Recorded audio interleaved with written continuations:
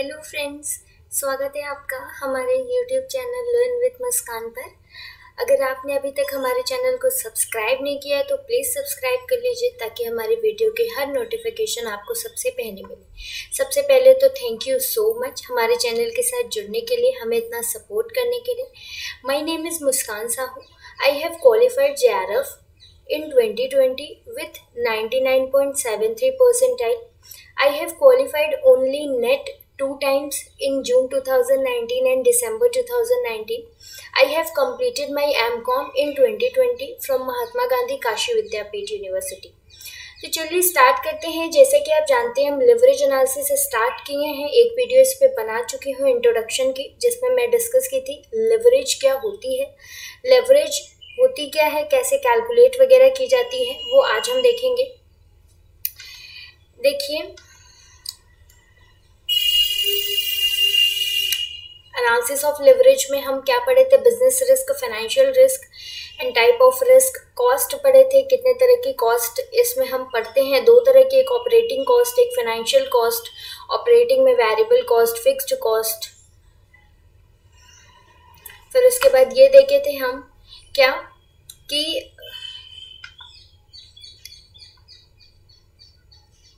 देखिए सबसे पहले क्या आता है, सबसे पहले आता है सेल्स। ठीक है, सेल्स में से हम लेस करते हैं जब वेरिएबल कॉस्ट, तो आता है हमारा कंट्रीब्यूशन। जो अमाउंट आता है उसे बोलते हैं कंट्रीब्यूशन। फिर इसमें से हम लेस करते हैं fixed cost. Fixed cost less करने के बाद जो अमाउंट आता है उसे हम बोलते हैं EBIT, earning before interest and tax, और इसे बोलते हैं ऑपरेटिंग प्रॉफिट, और इसे बोलते हैं ऑपरेटिंग इनकम। तो इसे इन तीनों नाम से भी बोलते हैं। इसके बाद लेस होता है इंटरेस्ट,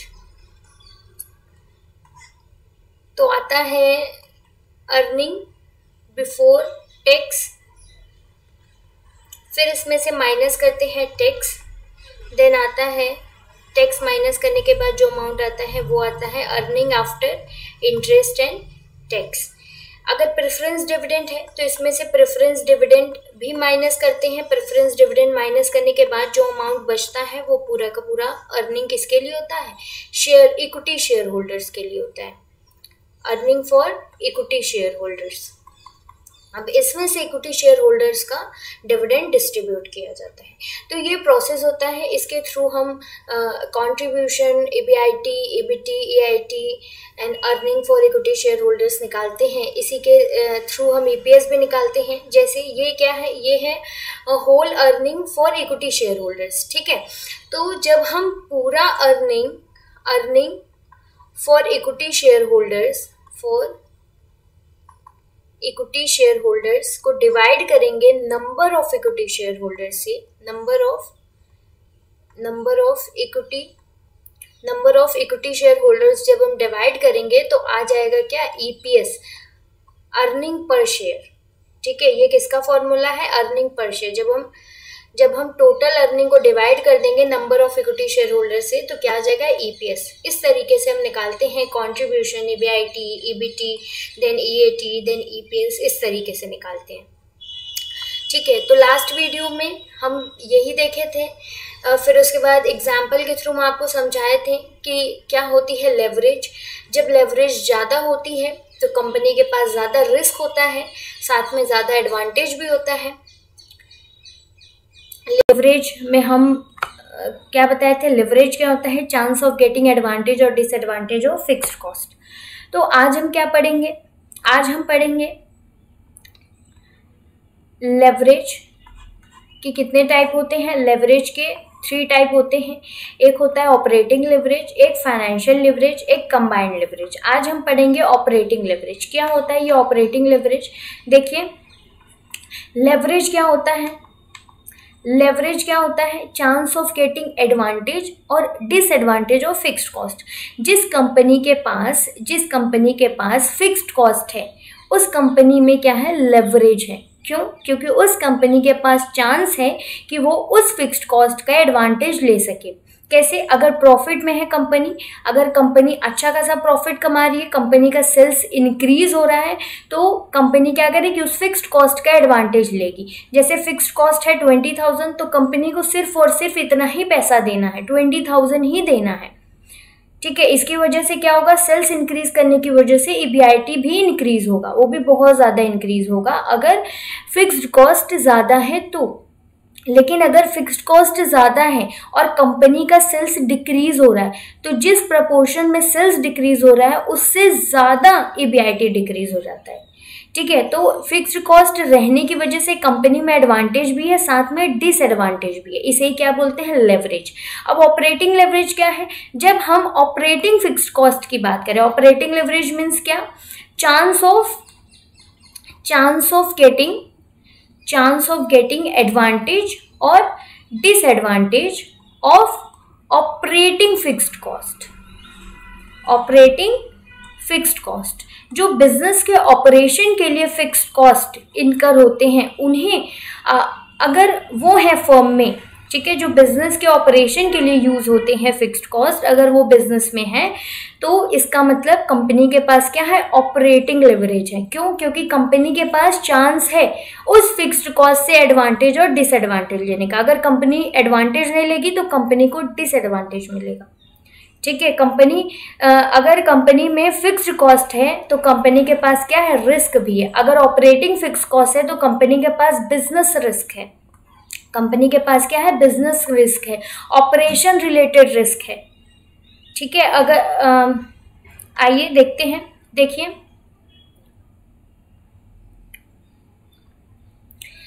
ऑपरेटिंग लेवरेज क्या है? चांस ऑफ गेटिंग एडवांटेज और disadvantage of operating fixed cost. अगर किसी कंपनी के पास चांस है ऑपरेटिंग फिक्स्ड कॉस्ट का एडवांटेज और डिसएडवांटेज लेने का, तो हम क्या बोलेंगे? उस कंपनी में ऑपरेटिंग लेवरेज है। The larger the magnitude of operating leverage, the larger is the volume of sale required to cover the all fixed cost। क्या बोल रहा है? अगर किसी कंपनी में ऑपरेटिंग लेवरेज हाई है, ऑपरेटिंग लेवरेज ज़्यादा है, तो उस कंपनी के फिक्स्ड कॉस्ट को कवर करने के लिए कंपनी में सेल्स वॉल्यूम ज़्यादा होना ज़रूरी है।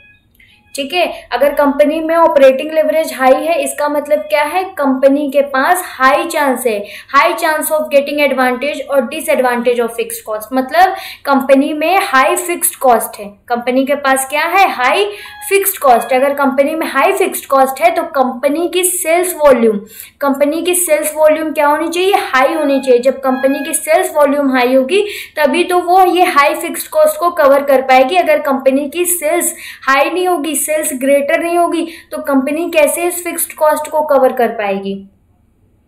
ठीक है, तो ये बोल रहा है कि अगर ऑपरेटिंग लेवरेज हाई है, इसका मतलब कंपनी के पास क्या है? रिस्क ज्यादा है, कंपनी में फिक्स्ड कॉस्ट ज्यादा है और कंपनी को अपनी सेल्स वॉल्यूम को ज्यादा करना पड़ेगा। किस लिए? इस फिक्स्ड कॉस्ट को कवर करने के लिए। और अगर कंपनी की सेल्स ज्यादा होती है, अगर कंपनी की सेल्स इंक्रीज होती रहती है, तो जिस प्रपोर्शन में सेल इंक्रीज हो रहा है, जिस परसेंटेज में सेल्स इंक्रीज हो रहा है, उससे ज्यादा ईबीआईटी इंक्रीज होगा।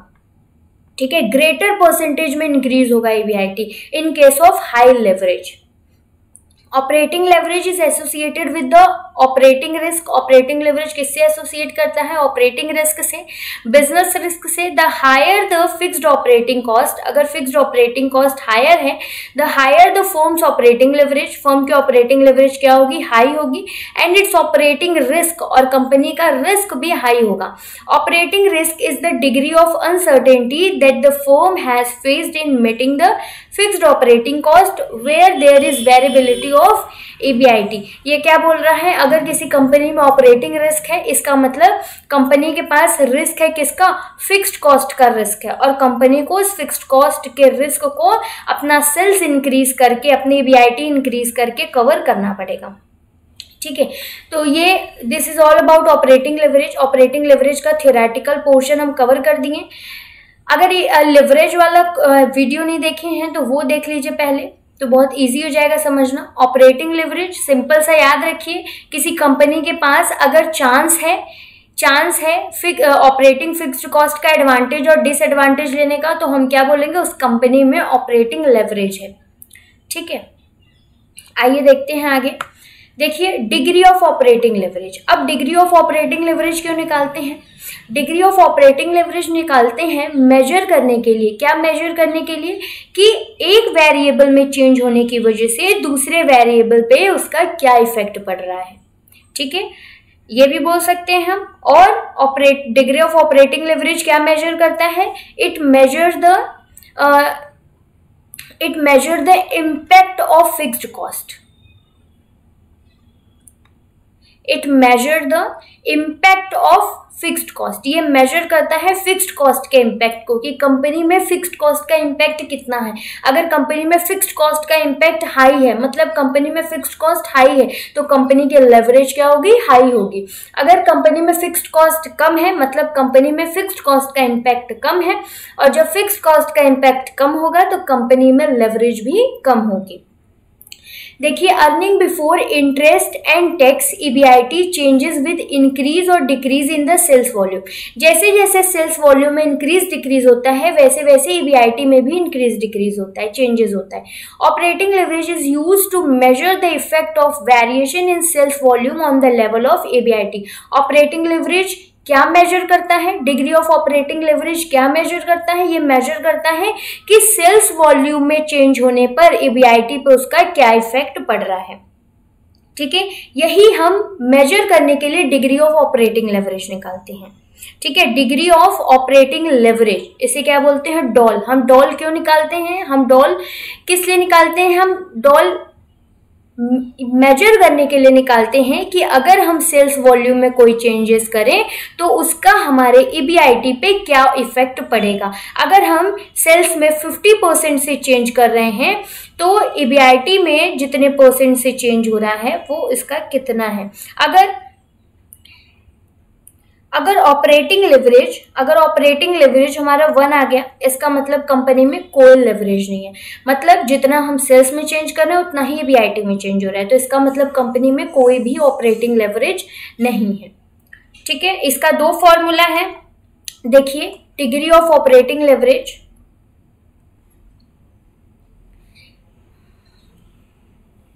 डिग्री ऑफ ऑपरेटिंग लेवरेज का 2 फॉर्मूला है। एक है percentage change in EBIT upon percentage change in sales. इसमें हम क्या देखते हैं कि सेल्स में चेंज होने की वजह से EBIT में कितने परसेंट का चेंज हो रहा है। क्या सेल्स में कितना हम चेंज करें तो EBIT में कितना चेंज होगा, ये मेजर करने के लिए हम डिग्री ऑफ ऑपरेटिंग लेवरेज निकालते हैं। इसका एक और फॉर्मूला है क्या? Contribution upon EBIT। ये दोनों फॉर्मूले से आंसर सेम आएगा। ठीक है, दोनों का मकसद एक ही है, दोनों के ऑब्जेक्टिव एक ही है। क्या मेजर करना? कि सेल्स में कितना चेंज करने पर परसेंटेज चेंज इन सेल्स में कितने परसेंट का चेंज हम करें कि EBIT में कितना चेंज हो। ठीक है, या हम बोले कि सेल्स में जो चेंज हो रहा है उसका इफेक्ट EBIT पर कितना पड़ रहा है। ठीक है, सेल्स में जो चेंज हम कर रहे हैं उसका EBIT पे कितना इफेक्ट पड़ रहा है, ये हम मेजर करते हैं डॉल में, डिग्री ऑफ ऑपरेटिंग लेवरेज में। अब इसको हम एग्जाम्पल से समझेंगे तो क्लियर होगा। आइए एग्जाम्पल लेते हैं। ये देखिए, जो एक बार मैं कल वाले एग्जाम्पल से आपको समझा देती हूँ। देखिए एक एग्जाम्पल था जिस नो फिक्स्ड कॉस्ट, जहाँ पे कोई भी फिक्स्ड कॉस्ट नहीं थी, वहाँ हम 50% चेंज कर रहे थे सेल्स में, तो 50% चेंज हो रहा था हमारे EBIT में। इसका मतलब percentage change in sales, percentage DOL का फॉर्मूला क्या है? DOL equal to percentage change in EBIT upon percentage change in sales. तो सेल्स में कितने परसेंट का चेंज हुआ था? 50%। और EBIT में कितने परसेंट का चेंज हुआ? 50%। तो कितना आ गया? 1 टाइम्स। इसका मतलब क्या है कि फर्म में कोई भी ऑपरेटिंग लेवरेज नहीं है, फर्म में कोई भी फिक्स्ड कॉस्ट नहीं है। जब ऑपरेटिंग लेवरेज 1 आएगा, डिग्री ऑफ ऑपरेटिंग लेवरेज 1 आएगा, इसका मतलब फर्म में कोई भी लेवरेज नहीं है, फर्म में फिक्स्ड कॉस्ट नहीं है। जब 1 से ऊपर आएगा तो हम बोलेंगे कि फर्म में क्या है, लेवरेज है। अब देखिए यहाँ पे नो फिक्स्ड कॉस्ट है तो यहाँ पे कोई भी लेवरेज नहीं है। डिग्री ऑफ ऑपरेटिंग लेवरेज से भी हम देख लें फिक्स्ड कॉस्ट का कोई इफेक्ट नहीं है। अब इस केस में हम देखते हैं, देखिए यहाँ पर हम 50%, यहाँ पे देखिए हम 50% चेंज किए थे, 50% चेंज किए थे सेल्स में, तो हमारे EBIT में कितना चेंज हुआ था, 70% का चेंज हुआ था। कितना चेंज हुआ था, 70% का। आइए देखते हैं इसका डिग्री ऑफ ऑपरेटिंग लेवरेज क्या होगा। देखिए डॉल अगर हमें निकालना होगा इसका तो कैसे निकलेगा, percentage change in EBIT upon percentage change in sales. ठीक है, सेल्स में कितने परसेंट का चेंज हुआ था, 50%, तो EBIT में कितने परसेंट का चेंज हुआ, 70%। तो कितना आ जाएगा,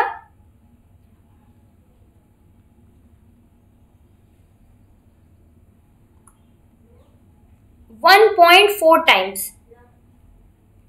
कितना आ जाएगा, 1.4 टाइम्स, या हम इसे क्या बोल सकते हैं, 140%। 140%, मतलब कि सेल्स में अगर हम 1% का चेंज कर रहे हैं तो हमारे EBIT में 1.4% का चेंज होगा। ठीक है, ये हमें क्या बता रहा है, ये हमें क्या बता रहा है कि कंपनी में 1.4 times degree of operating leverage है, मतलब कि 1% का चेंज सेल्स में will leads to 1.4% changes in EBIT। अगर हम 1% का चेंज करेंगे सेल्स में तो हमारे EBIT में कितना चेंज हो जाएगा, 1.4%। अगर हमारे सेल्स में 100% का चेंज हो रहा है तो हमारे EBIT में 140% का चेंज होगा। ठीक है, इन case of low fixed cost. ये जो एग्जाम्पल है हम इस एग्जाम्पल के बेस पे बताए हैं जब कंपनी में क्या होगा, लो फिक्स्ड कॉस्ट होगा। अब देखिए हाई फिक्स्ड कॉस्ट का एग्जाम्पल भी दिए थे हम, उसमें क्या था, उस हाई फिक्स्ड कॉस्ट के केस में 50% का चेंज कर रहे थे जब हम सेल्स में, तो हमारे EBIT में 175% का चेंज हो रहा था। 50% चेंज कर रहे थे जब हम EBIT में सेल्स में, तो EBIT में कितने का चेंज हो रहा था, 175% का। तो आइए इसका भी देख लेते हैं हम, डिग्री ऑफ ऑपरेटिंग लेवरेज। देखिए डॉल कैसे निकलेगा इस केस में, percentage change in EBIT upon percentage change in sales. तो सेल्स में कितने परसेंट का चेंज हुआ था, 50%। EBIT में कितने परसेंट का चेंज हुआ, 175% का चेंज हुआ। तो इसे हम निकाल लेंगे तो कितना आ जाएगा,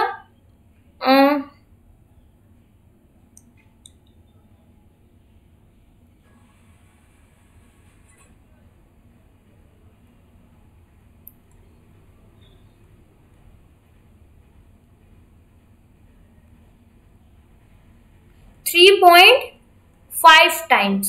कितना आ जाएगा, 3.5 टाइम्स, और इसे हम क्या बोलेंगे, 350%। देख रहे हैं कितना डिग्री ऑफ ऑपरेटिंग लेवरेज आ गया, 350%। मतलब कि अगर हम 1% का चेंज करेंगे सेल्स में अगर हम 1% से इंक्रीज किए तो वो हमारे EBIT को इंक्रीज करेगा 3.5 टाइम्स। 3.5% हमारा EBIT इंक्रीज होगा। ठीक है, जैसे देखिए यहाँ पर हम 50% से इंक्रीज किए, अपने सेल को 50% से इंक्रीज किए, तो हमारा EBIT कितने से इंक्रीज हो गया, हमारा EBIT इंक्रीज हो गया 175% से। तो इसका डिग्री ऑफ ऑपरेटिंग लेवरेज क्या हो गया, इसका डिग्री ऑफ ऑपरेटिंग लेवरेज आ गया 3.5 टाइम्स 350%। इसका मतलब कि अगर हम 1% से चेंज करेंगे अपने सेल्स में तो हमारा EBIT चेंज होगा 3.5% से। ठीक है, ये मेजर करता है degree of operating leverage. Degree of operating leverage क्या मेजर करता है कि सेल्स में जो चेंज होगा उसका इफेक्ट हमारे EBIT पे क्या पड़ेगा। ठीक है, कितने परसेंट का चेंज हम सेल्स में करें तो हमारे ईबीआईटी में कितने परसेंट का चेंज होगा। ये क्या मेजर, ये कौन मेजर करता है, डॉल मेजर करता है, डिग्री ऑफ ऑपरेटिंग लेवरेज। इसका एक और फॉर्मूला होता है कंट्रीब्यूशन अपॉन ईबीआईटी। ये कब यूज होता है, ये फॉर्मूला उस केस में यूज होता है जब हमें कोई इंक्रीज डिक्रीज नहीं दिया, जब हमें दो फिगर ना दिया हो। जैसे first figure second figure, first figure में है 1 लाख, सेकेंड फिगर में इंक्रीज करके दिया 150 लाख, या बोला हो कि 50% का इंक्रीज हुआ सेल्स में, तो बताइए कि ईबीआईटी में कितना इंक्रीज हुआ है, फिर उसके बेस पे डॉल निकालिए। तो ये फॉर्मूला हम यूज कर सकते हैं, लेकिन हमें कोई परसेंटेज नहीं दिया है, इंक्रीज डिक्रीज का कुछ नहीं बताया है, सिर्फ फिगर दे दिया है कि सेल्स इतना है, वेरिएबल कॉस्ट इतना है, फिक्स्ड कॉस्ट इतना है। तो हम निकालेंगे कि सेल्स इतना है, इसमें से वेरिएबल कॉस्ट माइनस करेंगे तो हमारा आएगा कंट्रीब्यूशन, देन कंट्रीब्यूशन के बाद फिक्स्ड कॉस्ट माइनस करेंगे तो हमारा आएगा ईबीआईटी। तो फिर उसके बाद इस फिगर के बेस पे हम ये वाला फॉर्मूला लगा के कंट्रीब्यूशन अपॉन ईबीआईटी हम डिग्री ऑफ ऑपरेटिंग लेवरेज निकालेंगे। ठीक है, ये percentage change in sales upon percentage change in EBIT कब लगाते हैं, जब हमें दो फिगर दिया हो, जब हमें पता हो कि सेल्स में कितना इंक्रीज हो रहा है, कितने परसेंटेज का इंक्रीज हो रहा है सेल्स और ईबीआईटी में। और जब हमें ये फिगर नहीं दिया है, सिर्फ और सिर्फ 1 फिगर दिया हुआ है, तो उस केस में हम ये फॉर्मूला यूज करके डिग्री ऑफ ऑपरेटिंग लेवरेज निकालते हैं। दोनों से आंसर सेम आएगा, दोनों के आंसर में कोई डिफरेंस नहीं होगा, दोनों का ऑब्जेक्टिव सेम है। क्या मेजर करना कि सेल्स में कितना चेंज होगा तो ईबीआईटी में कितना चेंज होगा। सेल्स में अगर कोई इंक्रीज डिक्रीज हो रहा है तो उसका ईबीआईटी पे कितना इफेक्ट पड़ रहा है। अगर हाई फिक्स्ड कॉस्ट है तो हाई इफेक्ट पड़ेगा सेल्स में जो चेंज होगा उसका ईबीआईटी के चेंज में। अगर लो फिक्स्ड कॉस्ट है तो सेल्स में जो चेंज करेंगे उसका ज्यादा इफेक्ट नहीं पड़ेगा ईबीआईटी पे। ठीक है, तो आइए एक न्यूमेरिकल देख लेते हैं। एग्जाम में छोटे छोटे न्यूमेरिकल पूछ सकते हैं। देखिए ये एक फॉर्मूला ये है percentage change in EBIT upon percentage change in sales. कैसे निकालते हैं परसेंटेज चेंज इन सेल्स, कैसे निकालते हैं, अभी हम लेवरेज वाले क्लास में निकाले थे कि जैसे 1 लाख है, ठीक है, 1 लाख का सेल्स था, 50% इंक्रीज हो गया तो 1,50,000 हो गया। अब हमें निकालना है कितने परसेंट का चेंज हुआ, सिर्फ हमें ये फिगर दिया है, हमें पता नहीं कितने परसेंट का चेंज हुआ सेल्स में, तो हमें ये निकालना है। तो हम कैसे निकालेंगे, कितना इंक्रीज हुआ है अपॉन कितने से इंक्रीज हुआ है। ठीक है, ये इंक्रीज वाला अमाउंट, ये पहले वाला अमाउंट, फिर उसके बाद जो पहले सेल्स था उससे हम डिवाइड करेंगे कि पहले के कंपैरिजन में कितना इंक्रीज हुआ है। ये जो पहला 1 लाख है उससे कितना इंक्रीज हुआ है हमें निकालना है ना, तो ऐसे निकालेंगे। अब यहाँ कितना आ जाएगा 50,000 अपॉन 1 लाख, तो आंसर क्या आ जाएगा 50%। तो परसेंटेज चेंज इन सेल्स कितना हो जाएगा 50%। वैसे ही हम इंक्रीज इन ईबीआईटी भी निकालेंगे, परसेंटेज चेंज इन ईबीआईटी।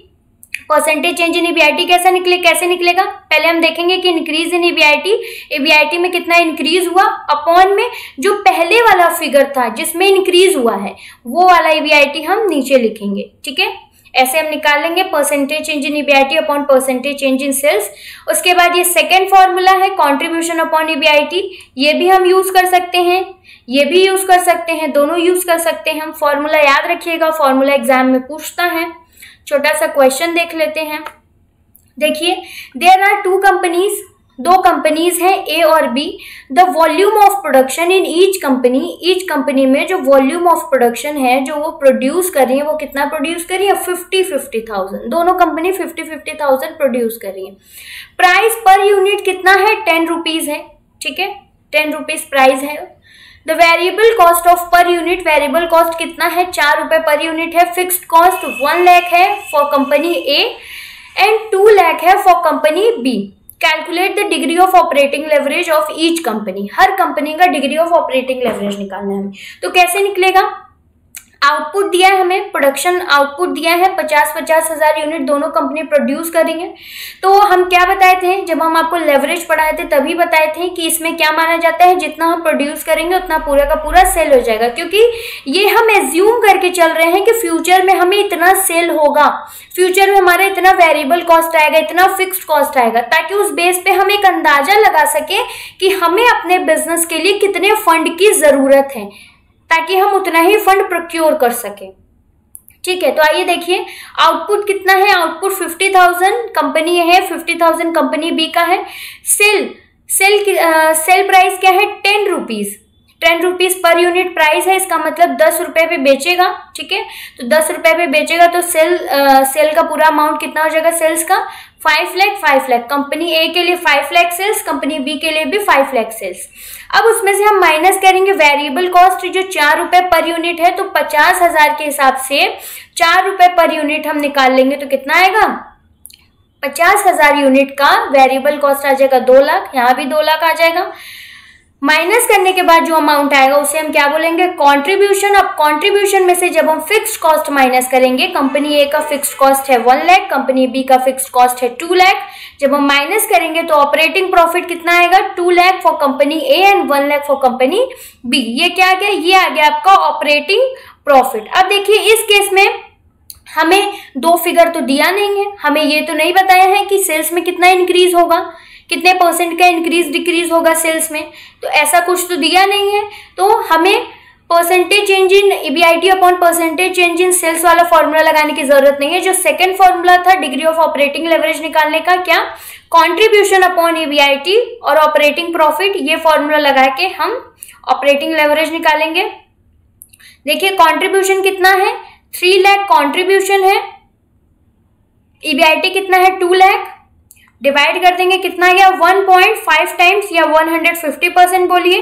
ऐसे ही कंपनी बी का निकाल दिए, कंट्रीब्यूशन कितना है 3 लाख, ईबीआईटी 1 लाख, कितना आ गया 3 टाइम्स 300%। यहाँ देखिए डिफरेंस क्या है इन दोनों के केस में, इन दोनों में कुछ डिफरेंस नहीं है, इन दोनों में बस एक ही डिफरेंस है, किसका, ये फिक्स्ड कॉस्ट।